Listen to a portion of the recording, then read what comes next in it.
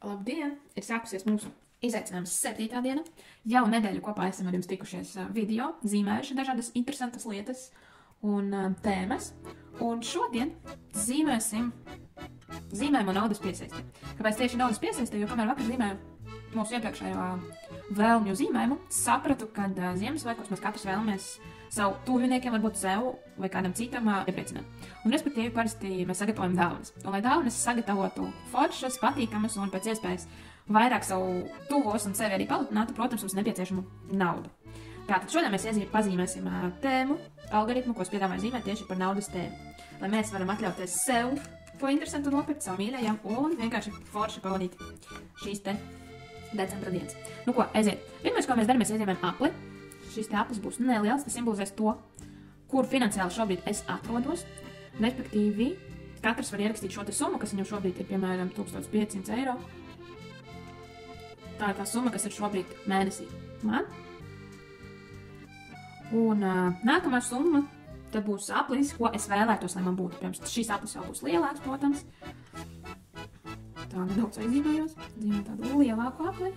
Un šeit to summu, ko es vēlos, lai man ir. Respektīvi, protams, šī summa noteikti būs lielāka nekā šī te apaļā summa.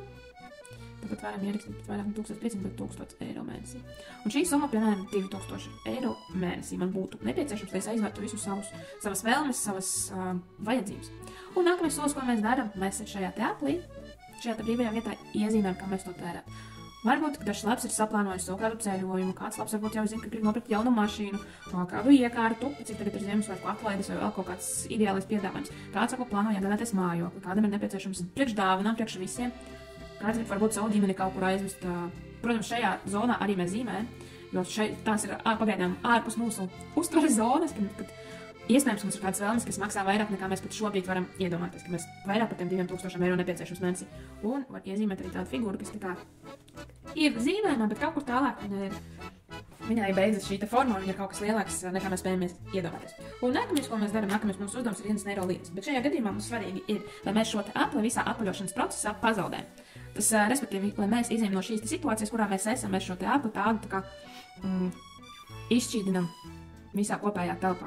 Šobrīd mums nepieciešams atsveidināt tieši šo lielo apli, lai šis te mazais aplīts, kas tur ir, lai viņš pazūd, lai viņš izšķīst un lai mums mūsu uztverē parādās vairāk vietas šim te lielajam aplim ar lielāku naudas summu. Tāpēc ienesam līnijas, cik no kuram ir nepieciešams, un tālāk jaunu apaļām zīmēm. Tātad tie, kas varbūt tikai šodien pieslēdzas apaļošanu un eirografikā saucas šis te process, kad mēs asos stūrus nopuļojam. Nopuļojam tā, ka mēs iezīmējam tādus kā pusaplīšus vērstus uz āru, un tādā veidā rodas rekur jaunas neironu saites, tāda kā zirneklīši, kā neironu savienojumi, ko var dažkārt atgādināt, un rodas jaunas saites, kas savukārt veido mūsu uztverē jaunus savienojumus, jaunas iespējas, jaunus variantus, kā izkļūt no situācijas vai kā iegūt kādu kārotu lietu. Nu ko, tagad piedāvāju apaļot. Kurā brīdī, kad liekas, ka varbūt līnija ir par maz, tad var papildināt ar līnijām, tāpat tās var papildināt ar kādu apli, kas nozīmēs, ka, piemēram, ir kaut kas prātā ienācis, kad gribas vēl papildināt šo te apli un iedot viņam kādu vēl papildus vērtību. Respektīvi, varbūt kāds atcerēsies, ka viņš ir apsolījis, tur nezinu, omei vai mammai vai vēl kaut ko tādu lielāku palīdzēt vai uzdāvināt, to droši arī var iezīmēt.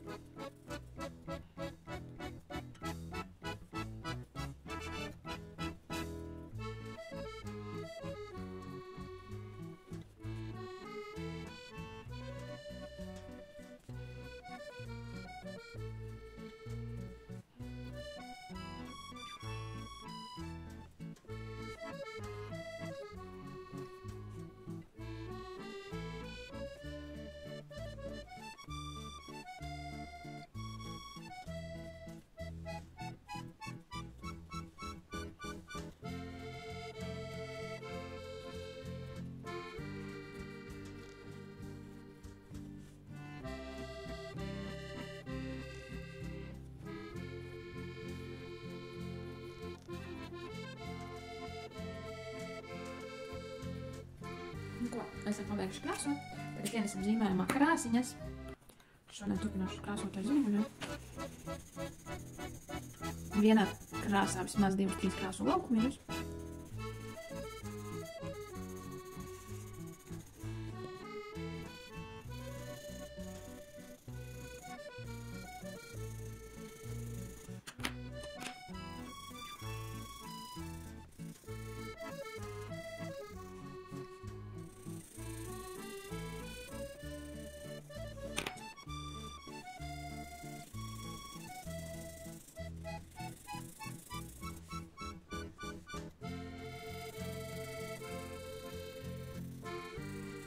Šeit to krāsu apli cenšamies neatkrāsot, lai viņš paliek tāds, kāds viņš ir.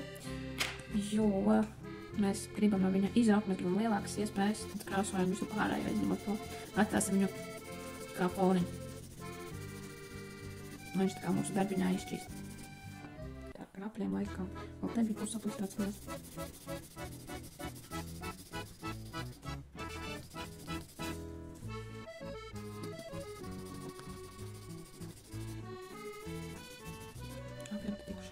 Paliek tikai foniņš. Foniņš man šajā gadījumā gribas violeto. Tad krāsoju šeit.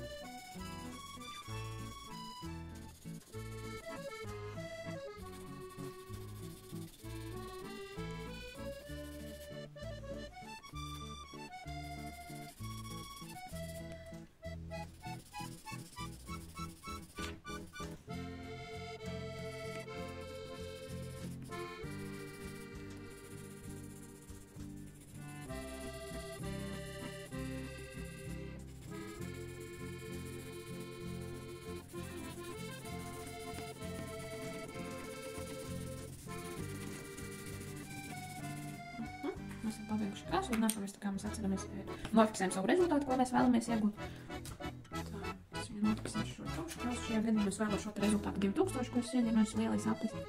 Tad es šo te apli, šo te līniju iezīmēju biezāko.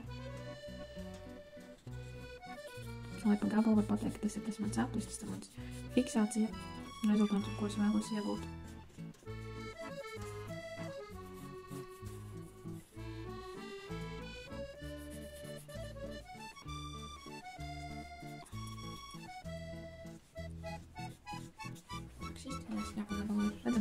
Un ienesam lauku līnijas. Lauku līnijas šajā gadījumā es gribu ienest sarkanas.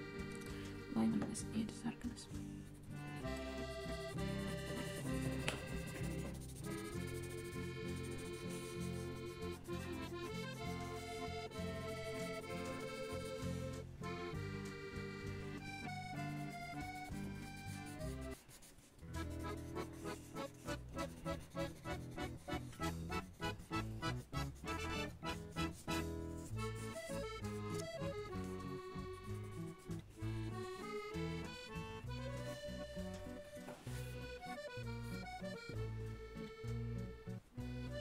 Šodien iensīšoties.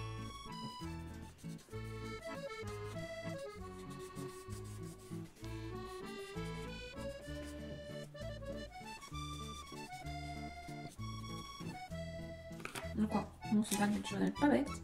Mūsu 7. diena ir noslēgusies. Mēs visu nedēļu esam cītīgi čakli strādājuši. Un domāju, ka rezultātam arī jau jāsāk parādīties mūsu ikdienā, mūsu dzīvē. Paldies jums par šo 7. dienu, par nedēļu kopīgu zīmēšanu. Priecāšos, ja noliekosi šo video vai piesakosi šim kanālam. Tāpat es priecāšos, ja piesakosi sociālajos tīklos Instagramā vai Facebookā. Un gaidu tavus darbus, gaidu tavas atsauksmes. Paldies un tiekamies jau rītdien!